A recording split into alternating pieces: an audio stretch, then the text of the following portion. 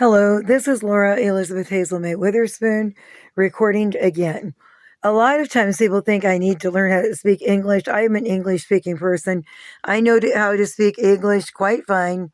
Um, a lot of times the reason why it seems like I can't talk very well to you guys is because I'm thinking fast and talking fast. And I am trying to get all of my thoughts out of my head like a speeding bullet. So sometimes I trip up on my words. Now, I'm attempting to go through something for you tonight. Um, uh, some black people just asked me, well, did we win? We became like black Republicans, like tried to lead us into the black party that ran at black people. And I answered that on a letter. If I can pull it up, I will. But I said, no, we didn't win yet. We probably won't win until we get him impeached.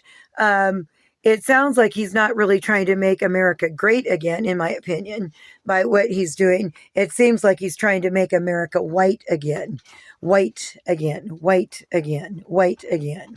Okay. He deported the Venezuelan people and then sent them to El Salvador.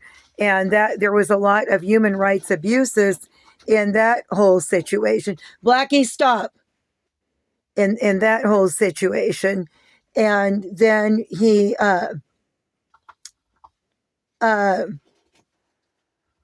so in that situation, but he was saying in 2016, he was saying he was going to send the Mexicans. He was going to deport the Mexicans as immigrants. He didn't say anything about Venezuelan people. Okay, so then he deported the Venezuelan people. He didn't apparently deliver them to Venezuela, but to El Salvador, and a lot of people are displaced in that situation that need to get back to their homes. Now, I was trying to throw him a rope the other day and help him to do better, but then by evening's newspaper or articles in YouTube last night, he was talking about resegregation, and so he is trying to um, basically segregate white people from blacks, and he took 54 black people out of the military. This president, appears to be a big white racist, okay? And he appears to be, in my opinion, like Hitler.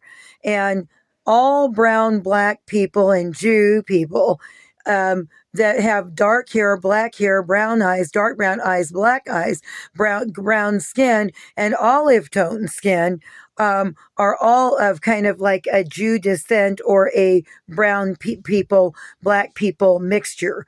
It sounds like he is on the side of, just like Hitler, on the Aryan race for white people with blonde hair, blue eyes, or any combinations of white people with red hair, brown hair, whatever, green eyes, whatever. He's for white people, it seems like, against the brown and black people. Now, with the people that asked me that question, I said in finality that no, we're not going to win with him, the black people that just asked me, but we will win with just what you need to do is follow protocol. Follow the protesters, the ones that are organizing Bernie Sanders and the protesters, and the Democrats are coming back up to help lead the people as well. It occurs to me that this president is almost 80 years old. He's 77 years old, and he just might be tired. He might not, with all that he's gone through, he may just not want to be president anymore. And he might be tired and just feel overwhelmed with this whole thing. I mean, most 80-year-olds, when my grandma was 86, she was laying down in bed every day, putting her house coat on and going and taking naps and couldn't even make it through a whole day. And she was only, she wasn't very much older than him, maybe 8 years, 9 years older than him. So, he could be tired and just now, when I asked people to do a psychological evaluation on him recently, what they told me what I got back from YouTube is that he had, from psychologist and psychiatrist, is that he has brain damage, which wouldn't surprise me at all with the fact of how much pressure when you have the whole world putting pressure on, or the whole country, the United States of America, putting pressure on him and thrashing and bashing him like they did with the rallies and all those lawsuits. He could have had a mini stroke. He could have had a stroke, and he could have some brain damage in his head, and he may not be able to think clearly. So again, I ask you people to get a psychological evaluation on him, from a psychiatrist, to see if he is impaired and cannot think straight. Okay, if he's having difficulty in thinking or memory or dementia or any old age problems, please. Because it's not fair to blame a man for not functioning properly who's sick. He may be sick, mentally sick up here, and may have an inability to think clearly, dry mind, something like that, of old age or whatever. Get a psychological evaluation on his mentality, please. First things first, okay? Thank you. All right, so got some things for you guys today that I would like to say. In my opinion, he's like a Hitler, so I want to bring that up. Okay, bear with me. Some things to show you.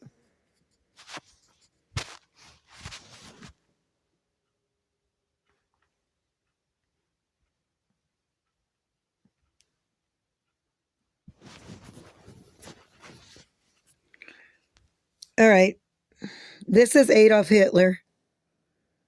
This is Hitler, as you can see.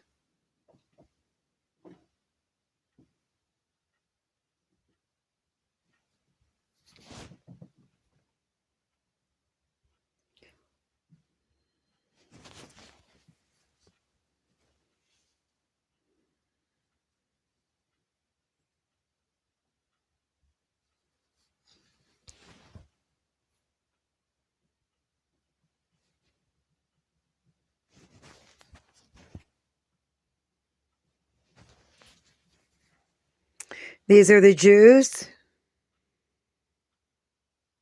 Jews.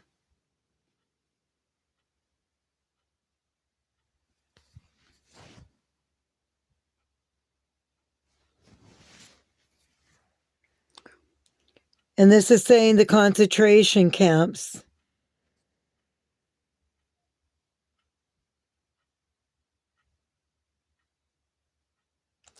Okay, just like this, the president is doing his systemic racism, which is systematic racism, okay, of trying to put white people over brown and black people. Systemic racism. I would like everybody to start looking up Hitler on your YouTube, on your videos, and watch what the Hitler did to the Jews with systemic racism. Would you please do that? That's your assignment, your homework assignment. Thank you.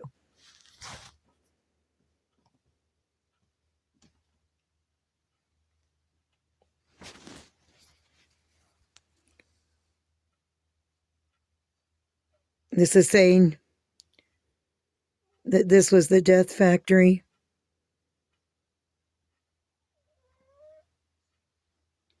This is Auschwitz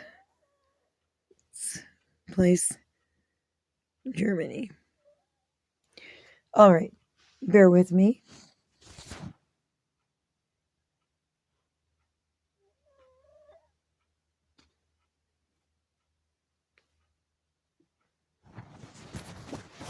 Liberators and survivors.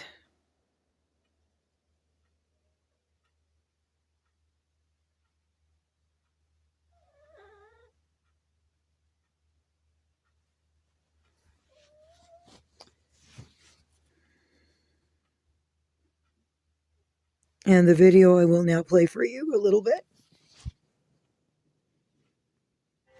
It documents in photos from every direction and from every angle the arrival at Auschwitz, the selection of those slated for immediate death and of the few who were destined to be slave laborers, the confiscation of their property, and the preparation for the physical annihilation of a transport of Jewish people. This transport of Hungarian Jews from the area of Carpatho-Ruthenia arrived at the ramp of the extermination camp Auschwitz-Birkenau in May 1944. In the photos, we see the men, women, and children step out of the overcrowded train, traumatized and fearful after their horrendous journey. They have no clue that they have just been delivered to a death factory and that few of them will survive. Survivor and Nobel Peace Prize laureate Elie Wiesel described his arrival as a teenager at Auschwitz. Every yard or so, an SS man held his gun trained on us. Hand in hand, we followed the crowd. Men to the left, women to the right. 8 words spoken, indifferently, without emotion. 8 short, simple words.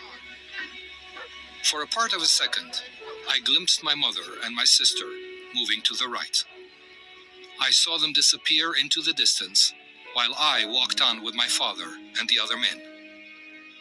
I did not know that at that place, at that moment, I was parting from my mother and my sister forever.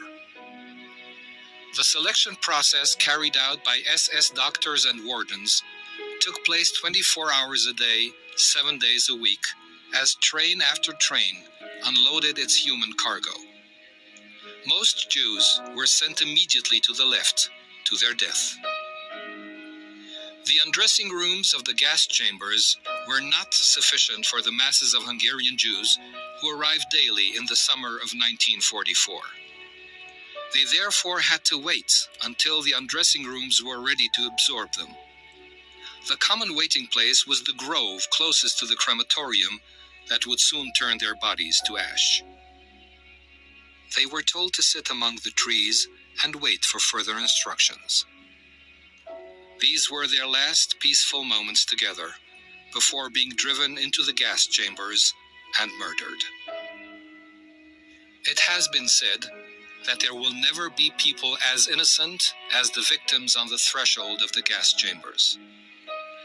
The SS kept the victims destined for gassing in complete ignorance of what lay in store for them. They were told that before being placed in the camp, they had to be disinfected and washed. They would soon discover that what they had assumed were the shower areas were actually hermetically sealed gas chambers. A minority of Jews was selected for forced labor. Their personal belongings were confiscated, their hair was shaved, and a registration number was tattooed on their left arm. In the words of survivor and author Primo Levi, for the first time we became aware that our language lacks words to express this offense, the demolition of a man. It is not possible to sink lower than this. Nothing belongs to us anymore. They have taken away our clothes, our shoes, even our hair. If we speak, they will not listen to us. And if they listen, they will not understand. They will even take away our name.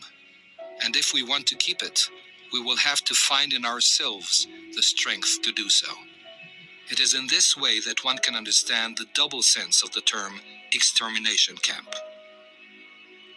The work of sorting the possessions that the Jews brought with them to Auschwitz was done by Jewish prisoners who were forced to collect the packages and sort the items. I guess that would there's be not that sent much to more. the Reich. Let me go ahead and let you listen By to the time the this. sorting was completed, most of the previous owners were already dead.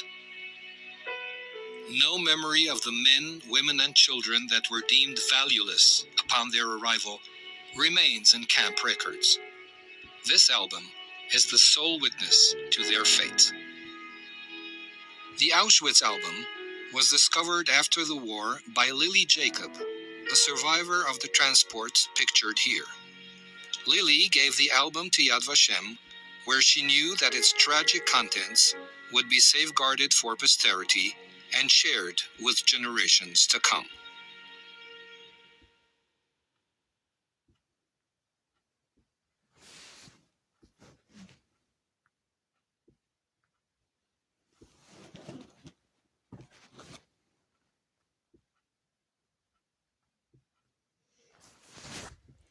Bear with me, please.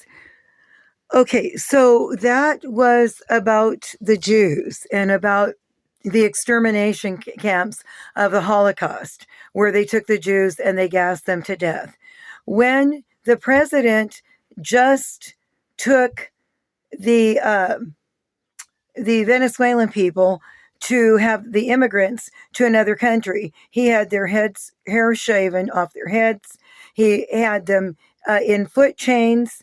He had them bending over, walking bent so that they were uncomfortable. It was a form of human suffering and torture. And I believe that there were humanitarian rights violations in the way that he deported them. And then he did not even take them to their country, which was Venezuela. He took them to El Salvador. So everybody that is on the side of democracy needs to be watching over the situation to make sure that these people get back with their families.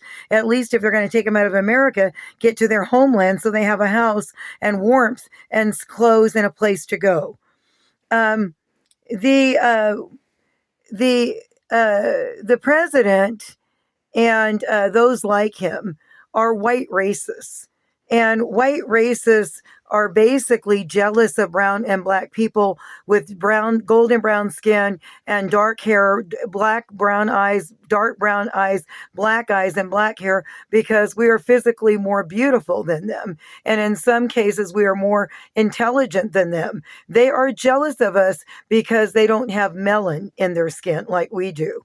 I think that they killed, and I don't mean to be rude, but I think it's time to put this on the table. If you can imagine a coffee table here, but I think that the reason that they killed or have been killing off black people in systemic genocide by the police killing one person after the other, like George Floyd and so many others, is because they think black people are physically ugly. They think black skin is ugly. It repulses them, and they don't even treat them like human beings at all in any way, shape, or form. And so they're denying their whole humanity, their whole. Now, to brown and black people, I have to say sorry for that, because I'm mulatto and I'm on both sides of the equation. I'm half black and half white, half black on one hand, half white on the other. So I understand both points of view. Remember that there's two sides to every coin. But if they think you're physically ugly, thinking somebody is physically ugly is no reason to kill them. And just because you think a person is black, you can't always judge by a book by its cover. You need to read the book to see what's inside the book. But since you're judging the book by its cover, you're throwing the whole baby out with the bathwater. Maybe this person is a next singer, musician, or maybe some a great leader or something that's going to be a wonderful, great person in the world. But because you judge that person by the outside of their skin and not looking at the inside, the black person, the context of their skin, you don't see who they really are. You don't see a black person, you see a color, but you don't see the person. And that's pretty sad. That's pretty sad. Now, I was going to say, but to the brown and black people, I ask forgiveness for giving that point of view, because Laura, don't want to bring down your self-esteem and your self-image, because you are valuable. Now, you notice when somebody gets killed in a murder, they really only use forensic science to find out what happened to white people that got killed. But when brown and black people get killed, they don't do that. I think that this president is a white racist, a white supremacist, a white separatist. Don't be fooled by his smile. Again, don't be fooled by his smile. Again, don't be fooled by his smile. He's a real poker face, but inside he is in my opinion, he is a tyrant and a dictator. And he is very much like Hitler, so much that you could write the word Hitler on his face. Okay. He promised the Republicans that he was going to do things to help Republican people and build our life up. So those Democrats of you that say, well, you knew he was like this. No, we didn't. We didn't listen to you for your point of view. We were listening to the Republican Party and to him, and he was promising goods and services to Republicans. He was also promising things to veterans, for which he is not doing his promises there either. He is a white racist. He is trying to hurt the brown and black people, marginalized people, anybody with black and brown in them, black eyes, dark brown eyes, black hair, brown skin. He is trying to bring back segregation. I am showing you pictures and videos of Hitler in the Auschwitz concentration camps tonight. And I would suggest that we don't go back into history, okay, again. We need to be free. We cannot let this crazy, mentally ill president, in my opinion, mentally ill, that probably has dementia, old age symptoms, a dry old age mind, or it got the brain damage of a stroke, or any other things that possibly could be. But his mind, his brain is not functioning right. Between this port and that port, between these two walls of his brain, he's not thinking straight. And you should be able to tell he's not thinking straight by by what he's doing. He's cutting all of the American programs that people need. Social security. He's cutting programs for health and human services, welfare, Medicaid, things that people need.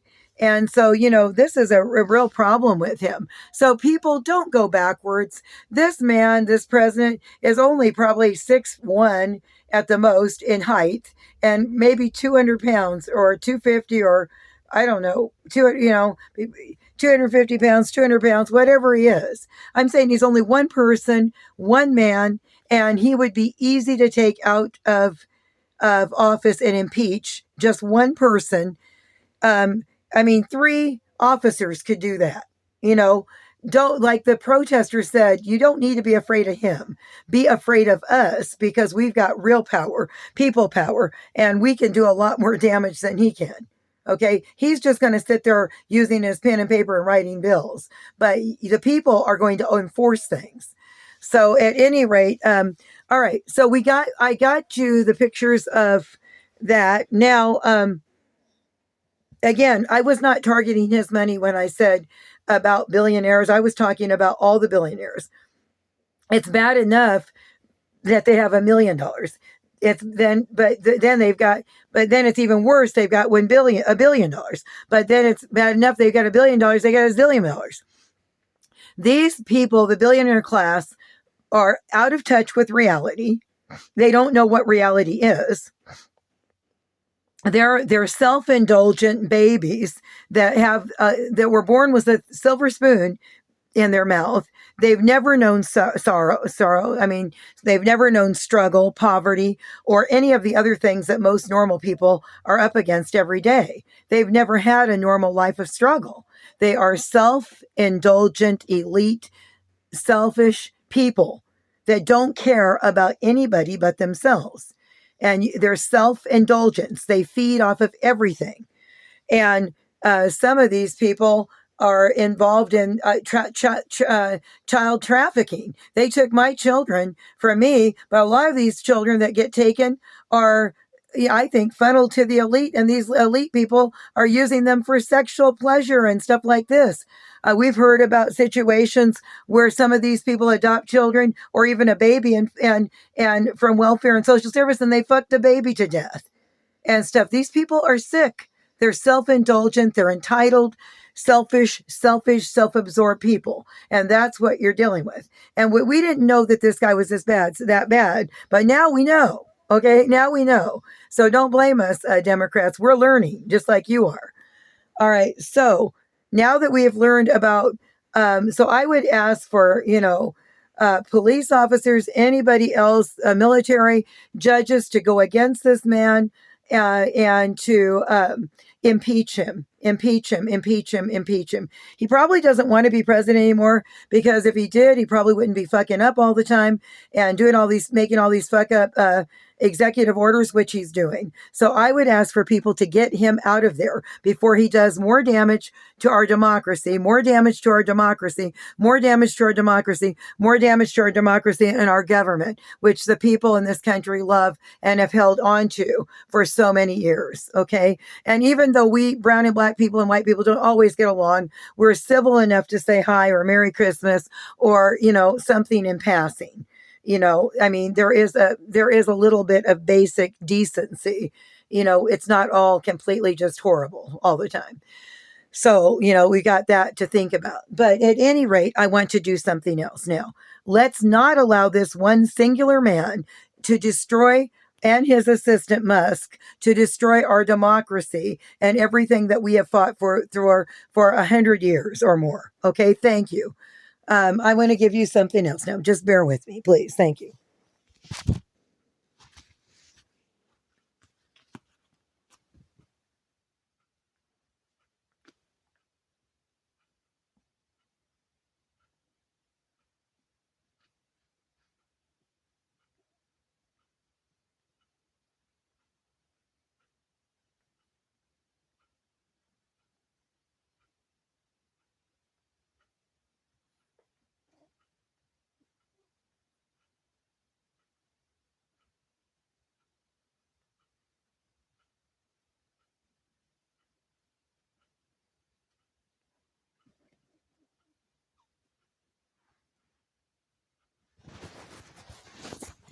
I want to play for you now the Martin Luther King speech, I Have a Dream, in 1963. This man, this president, when he first went into office, they said that he shredded documents from Martin Luther King and Kennedy stuff, which was all about our civil rights freedom. He's trying to scrap all that, and he's trying to take Black histories out of the schools. Don't let him. Don't let him destroy our history. Okay? I'm going to play for you I Have a Dream speech by Dr. Martin Luther King Jr. I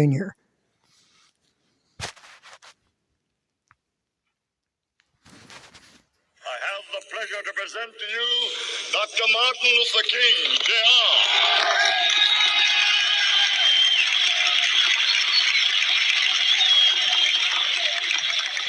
I am happy to join with you today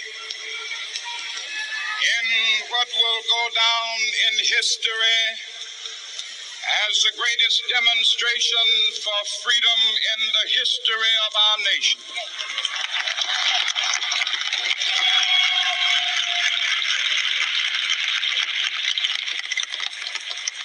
Five score years ago, a great American in whose symbolic shadow we stand today signed the Emancipation Proclamation. This momentous decree came as a great beacon light of hope to millions of Negro slaves who had been seared in the flames of withering injustice. It came as a joyous daybreak to end the long night of their captivity. But 100 years later, the Negro still is not free. 100 years later, the life of the Negro is still sadly crippled by the manacles of segregation and the chains of discrimination. 100 years later, the Negro lives on a lonely island of poverty. I have a dream that one day this nation will rise up and live out the true meaning of its creed. We hold these truths to be self-evident, that all men are created equal.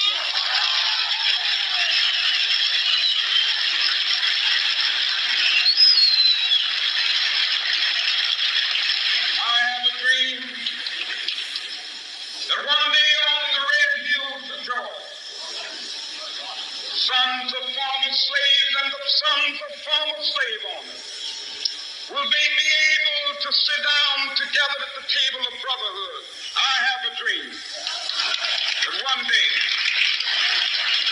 even the state of Mississippi, a state sweltering with the heat of injustice, sweltering with the heat of oppression, will be transformed into an oasis of freedom and justice. I have a dream. My poor little children will one day live in a nation where they will not be judged by the color of their skin, but by the content of their character. I have a dream today.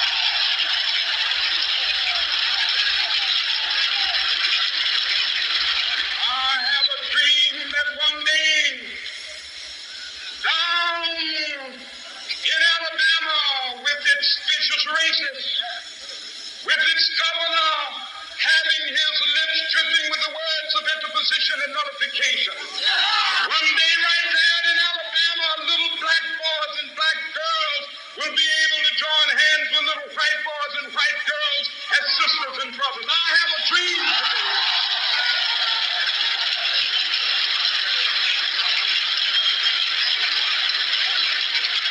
I have a dream that one day every valley shall be exalted. And every hill and mountain shall be made low, the rough places will be made plain, and the crooked places will be made straight. And the glory of the Lord shall be revealed, and all flesh shall see it together. This is our hope. This is the faith that I go back to the South with. With this faith, we will be able to hew out of the mountain of despair a stone of hope. With this faith, we will be able to transform the jangling discords of our nation into a beautiful symphony of brotherhood. With this faith, we will be able to work together, to pray together, to struggle together, to go to jail together, to stand up for freedom together, knowing that we will be free one day.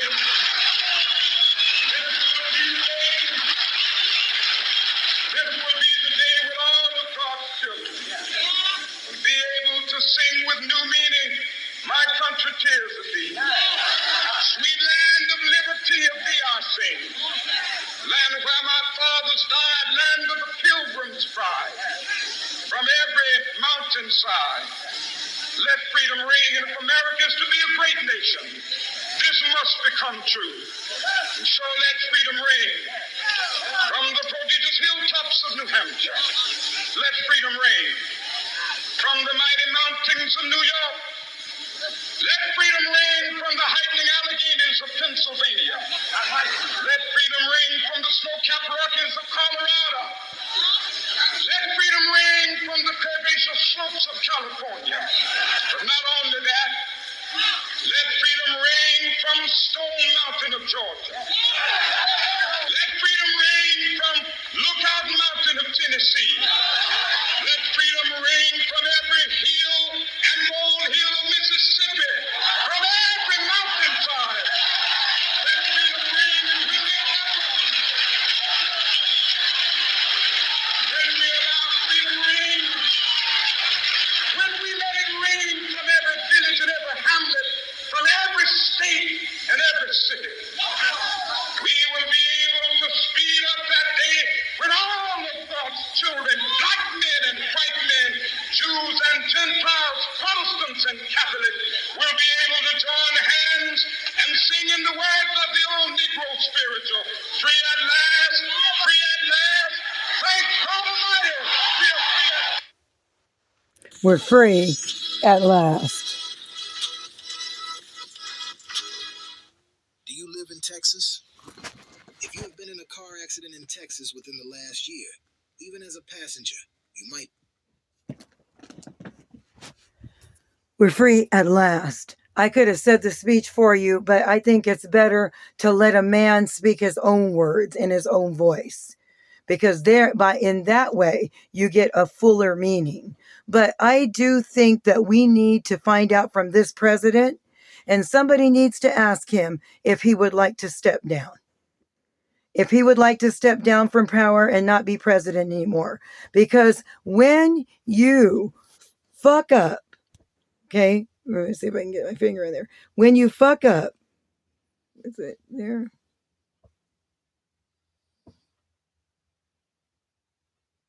All right. When you fuck up as much as he has, he might be doing this on purpose because he doesn't want to be president anymore. So I think if people want to impeach him, ask him if he'd like to step down. Okay, maybe that would relieve him. He's almost 80 years old. He might be tired and may just not want to do it. It may have really took a lot out of him, what y'all threw at him through the rallies, trying and stuff, and he might be drained and just he might have given up and not want to do this anymore. That took a toll on him. He might have even had many strokes in his brain. Yes, you put that much undue pressure on him. And I don't blame him for being tired. Nobody should be doing that to a man that is almost 80 years old, as I have said before. Okay? That was just cruel to you guys to do that to him. So anyway, I think a good replacement president would be Bernie Sanders, who understands what we need. He understands intricately the health care that needs to be established. And he tells us in the rallies about the oligarchy and what the health care and everything else, and bringing back Medicaid and all of the programs that would bring benefit to so many people in this country today. Americans or whatever. The American word is not very important to me. I'm a universalist. I could care less about any of that stuff. To be honest, that's not my agenda. That's his agenda. We only had two choices when he ran in 2016. That was him and Hillary Clinton. I had voted for her before too, but we chose him, because and by the way, he did a good job the first time he was president. He did a good job, and he wasn't acting crazy like this. He wasn't doing any of this stuff. So in my mind, maybe doesn't want to be president anymore. He may be trying to get out of this by doing all these fuck up programs and all this stuff that is stupid and doesn't make sense to anyone. So why doesn't somebody ask him if he would like to step down? Okay. And maybe Bernie Sanders would like to be president in his place, who would be a wonderful, wonderful president. Okay. So anyways, all right. So I showed you guys in this video about what a Hitler type person is like, what Hitler was like himself, about the concentration camps in Germany, and about the death camps and all of them trying to exterminate the Jews for the Aryan race, trying to save their own race, what they thought they were the master race, the Aryan race, with blue eyes and blonde hair. And this kind of thing. Really, in my eyes, they know that they're not. They know they're jealous of our skin and our beauty because they don't have melanin in their skin. Okay. And so they really feel inferior to us. And you guys watch the movie about the Lovings, where a black man and a white man and a mulatto woman married. It was a federal court case about that. Anyways, they didn't want magistrate when they didn't want cohabitation between a mulatto and a white person. But it's not because they feel superior; it's because they feel inferior, and they want to try to produce superiority over our heads to make everybody think they are superior, which we don't think anyway, and never will, and never have. So, at any rate, we ask. People to do what they can to keep our democracy in place, to not allow resegregation, to fight against these crazy, insane policies, and to win for the American people again, so we can live the democracy and the freedom that we all love and are so used to. Okay? And keep the status quo as was and is and shall hopefully always be. Okay? And then, two, the black man that asked me a question tonight about, well, did we win and are we celebrating? We're not celebrating because he betrayed us. And he went against all of the people. He went against the Republicans. He went against the veterans. He promised them things, didn't do it. He went against black people, said he was going to give them $1 billion for college funds. It didn't, as far as I know, didn't do it. I mean, in my opinion, I don't know what all he does and doesn't do. But we know that there was a lot of breaches in contract where he said he was going to do things and he didn't do it, which looks like lies. But I tell you that if we impeach him, we'll win. He was a good president first time around. We don't know why he's not a good president president this time. Apparently his mindset has changed. His mind has changed. His thinking has changed for the worst. He's taken a downfall since the last time he was president. He's lied to the people. He's betraying the people, and he's trying to save a billionaire class that doesn't need saving. They actually, if they needed, they don't need any tax cuts. They actually do. They need reductions in their wealth to be more fair to other people. That they're actually taking the wealth of the land and stealing from the peasant population the fair share of money in a common economy that we all should have. Okay, so and they were thinking about taking the king and queen's crown. I'd heard many years ago, if they weren't, how they would parade around people. The monarchs had to do certain displays and go out there and, do a jubilation. They had to do what the people wanted. If they didn't do enough of that stuff, they were thinking about taking their crown and not doing the royalty stuff anymore, not. So if they can take a king and queen's crown, they could break down the military, the billionaire money, and take the billionaire money from them. Okay, I said the other time in the video, sometimes I'm thinking so fast I get my words tricked up, but and talking so fast, but I do know what I'm saying, and I am thinking clearly. I'm just thinking fast and speaking fast. It is I said I wasn't a Republican. I am a Republican, but they are. I said I'm not a Democrat, but I am a Republican. But I'm trying to build a new Republican Party for brown and black people to join in. If people act decent, I will try to help lead them. And I was telling this man tonight, saying, the black guy said, well, we can join the Republican Party. Or should we be celebrating? No, because we shouldn't celebrate until we win, and because he's breached his contract with us. He's betraying us. So, but we should celebrate when we impeach him and get a better president like Bernie Sanders or something. But I also said that in the meantime, or as much to my ability, and that may not be much, but even if it's just through social media, I will try to lead brown and black people into a new Republican Party for brown and black people. Okay, based on Abraham Lincoln and on the work ethic and other things, because, Democrats are always trying to get handouts. Republicans traditionally want the work ethic. They want people to work for their money, work fair and stuff, and education, getting educated and stuff. And so these should be values that we build into our brown and black people. Okay. So, yes, I think it will get better. Like they say, these people feed on fear. So don't fear. Just get with the organizers of these protests. And the Democrats have gotten back involved for the leadership, that they know what they're doing. And yes, we ask the judges and we ask the police when he wants to migrate people to Fallout. We would like them to be part of a Fallout demonstration against this president and just say, we're not going to do it. We're not going to migrate these people. And that would be their protest. We're not going to do it. We're just not going to do it. And they said, what if somebody, president calls forth a war and nobody comes? And that's what we're saying. That's a protest. When nobody comes, nobody does it. Okay. And they are asking at the protest to resist and say no to these people.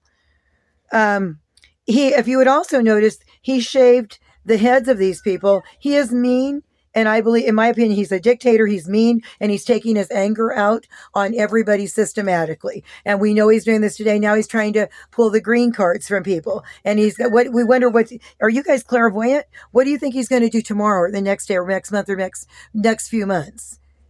His plan is probably going to get systematically bit worse every single day. That's why you need to protest against him and go as fast as you can. As fast as he's doing things against the people, go against him with protest. And somebody had asked today about what about the idea of protesting in the street? If they are ignoring your protest, we might have to get to a point where, when they protest on the Capitol with the Martin Luther King, where have people walk in the middle of the street and obstruct traffic, to block traffic, to make these people understand we are going to get your attention one way or the other. You are not going to ignore us, and our protests are going to be more than 99.9% effective. They are going to be 100%, if not 500, 1,000, 1,000,000% effective. Okay? Thank you. This is Laura Elizabeth Hazel May Witherspoon, standing up for our democracy. Thank you. So mote it be, blessed be, and so it is.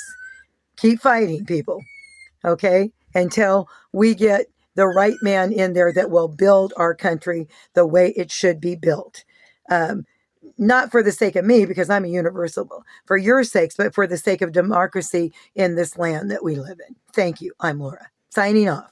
So mote it be, blessed be. Bye. See ya. See ya.